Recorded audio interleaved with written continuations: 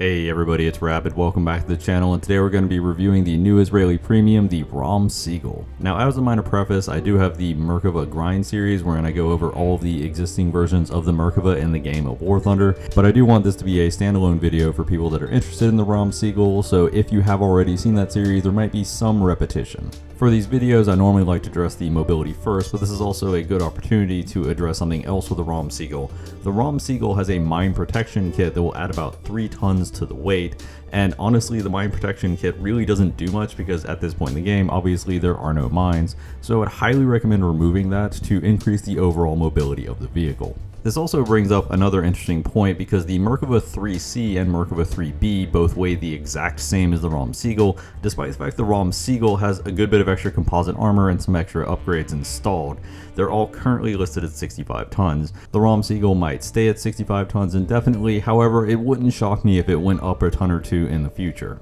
Despite the overall weight of the Raam Segol, the engine is fairly powerful and it can accelerate and get up to pretty good speeds and even climb hills reasonably well in 4 gears. On top of that, it does have a reverse speed capping at around 20 kph, so you can reverse out of situations pretty easily, and on the whole the vehicle does feel reasonably agile, although when compared to contemporary vehicles like the Leopard 2 and the Abrams, it will definitely feel a little on the sluggish side. Getting into the protection of the vehicle, this is probably a good time to mention the titular upgrade on the Raam Segol, the Raam Segol system, which is an active protection system that, when it detects a laser, is designed to turn the turret towards the source of that laser and deploy smoke. Obviously, in game, this would be very annoying, so it doesn't actually do this, and it simply functions as a bunch of additional smoke grenades. In fact, if you ever run out of smoke grenades in the Raam Segol, you probably have an issue. Like all of the other Merkavas, the Raam Segol also has a smoke grenade mortar in addition to the smoke grenade launchers, and the mortar will actually go off at the same time as the launchers,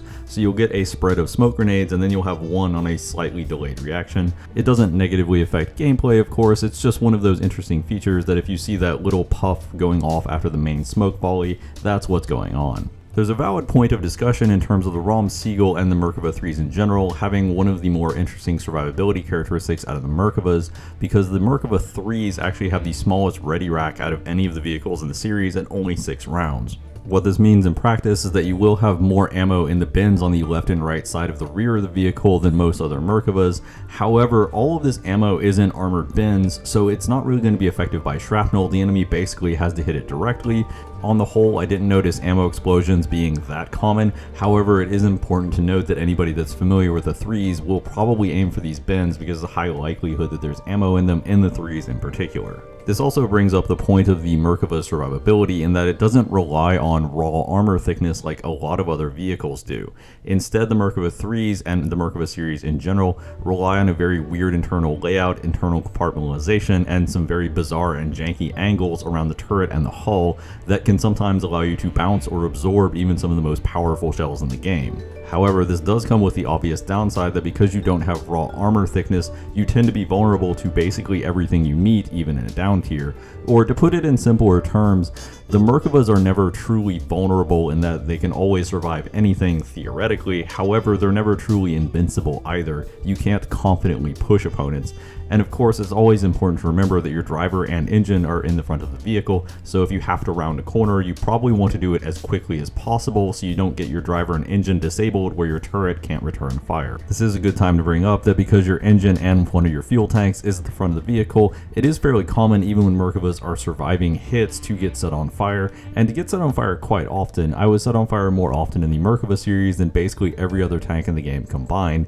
There's not really much you can do about it because there's currently no way to replenish fire extinguishers. However, if you do start getting low on them, it's probably a good idea to stick near your teammates. Much like a lot of vehicles at this battle rating, the Merkava 3's protection is at its most effective if you're being very aggressive and very confident, so the enemy can't precisely scope in specific weak points or crew members. And of course, because of the weird internal compartmentalization, the fragmentation doesn't happen at the outer hull, it happens on the inner bulkheads, so you can throw people off by wiggling the turret and the hull, especially because the turret has a lot of very weird angles that will consistently bounce shells. Overall, I would characterize the protection of the Merkava 3s and the Raam Segol specifically as somewhat inconsistent but very workable. This is also a handy time to point out that the Merkava 3, along with all of the other Merkavas, has a laser warning receiver, so you will get advanced warning if you're being lased both by enemies trying to lase you to hit you with long-range shells, and by things like helicopters and drones, which you'll see fairly commonly at this battle rating, and a quickly deployed smoke screen can actually save you from some of these aerial threats. The vehicle also has the standard stuff you would expect of a vehicle of this battle rating, such as a laser rangefinder, which will automatically set the range of a target when you rangefind, and also thermal imaging of pretty decent but not amazing quality. However, it is only for the gunner, you don't have it in the commander sights. It also of course has a commander's override, so the commander will take control in place of the gunner, assuming the commander is alive and the gunner is not. This is where we get to one of the more interesting aspects of the Merkava 3s and the Raam Segol, and that is the gun. Now, the gun actually did get a buff, so anybody who's seen the Merkava Grind series, this is actually a change to that series, because the 120 Merkavas now have the same reload base as the Leopard 2s, which is a pretty solid improvement in general, given they used to be about a full second slower. The Heat FS shell on the Raam Segol pins about 480mm, and honestly, for a Heat FS shell, it's fine, but at this point, I wouldn't really recommend taking any of them for a reason that we'll discuss a little bit later, but on the whole, this is just a normal run-of-the-mill 120mm Heat FS shell. The main armor-piercing, fin-stabilized discarding sabot, or dart as everybody likes to call it, has a maximum penetration of 589mm,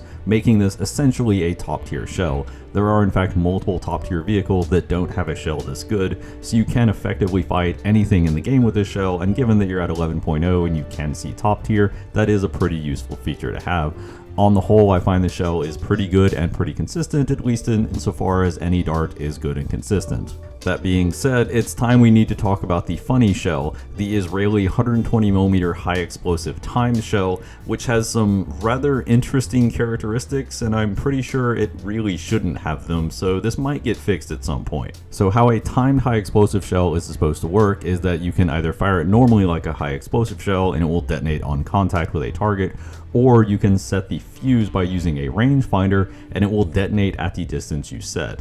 Now, in practice, this isn't really that useful, because if you set the distance to something like a helicopter, most helicopters at this battle rating have a laser warning, and by the time your shell arrives, it probably won't be close enough to actually hit and damage the helicopter, or at least that was my experience with them. And of course, there are very few open-topped vehicles that you can laze and potentially fire and hit them over obstacles, although sometimes you will find people using under-tiered vehicles. At a glance, this just looks like a gimmicky and questionably useful shell, except that it is currently slightly bugged. So what I mean by this is, for some reason it's functioning as a hybrid between a high explosive and an armor-piercing high explosive if you don't specifically set the fuse. What this means on a practical level is that if, for example, you were to hit one of the middle road wheels on a main battle tank, any tank in the game, it will actually detonate and destroy the entire vehicle, and I'm not really sure what's going on with this interaction. I believe because it's penetrating the road wheel without detonating, the game is treating this as being an internal explosion, so it's basically treating the vehicle's armor as transparent. This is also why it doesn't work as well if you hit the front or back road wheels, because there are more obstacles between the shell and the crew, such as engines, fuel tanks, etc. If you want a practical example of how you can use it in game, I have this example using the Merkava 4M, wherein I have disabled the enemy's engine, but I don't want to get close enough so they can actually shoot me with their gun, so I simply load the funny shell and I shoot one of their road wheels and knock them out. This is a pretty useful practical example because a lot of vehicles have their driver at the front, so if you can shoot the driver and then shoot one of the road wheels, you can often knock out any vehicle in the game. I was curious if this weird behavior would cause it to no longer function like a normal high explosive shell, because with a normal high explosive shell, you can hit something like the radar dish on an anti-air and destroy it, and I was curious if it would actually fuse correctly on something like a radar dish. It turns out it actually does. It fuses on anything, it just has a delay. So you can basically use this to annihilate light vehicles, or even hit something like a radar dish or a cupola and destroy a vehicle just as easily as you could with a normal high explosive shell.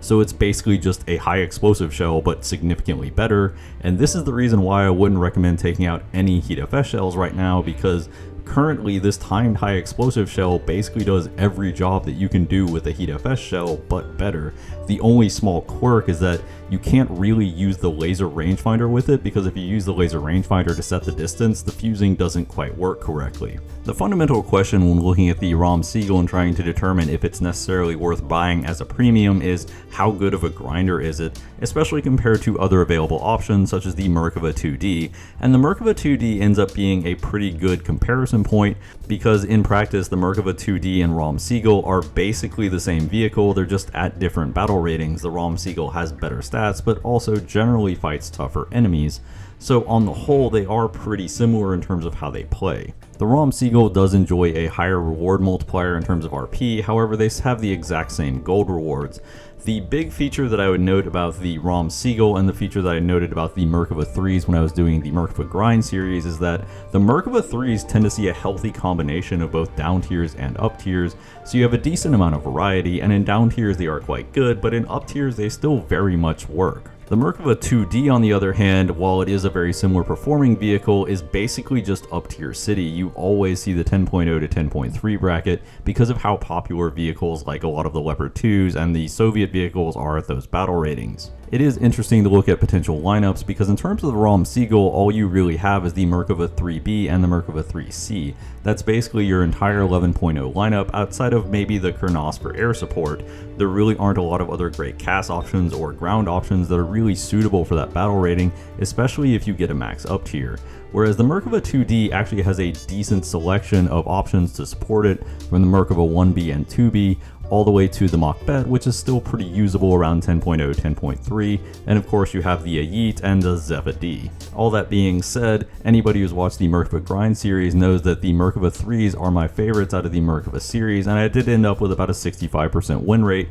while trying to get footage and get a reasonable amount of experience with the vehicle, so I can't say it's a bad choice by any stretch of the imagination, and it's really up to you whether it's worth the extra money over the Merkava 2D. And that concludes our video. Hope you enjoyed it, hope you had fun. If you did, please leave a like and subscribe, that always helps out the channel. As always, danke bitte, tschüss.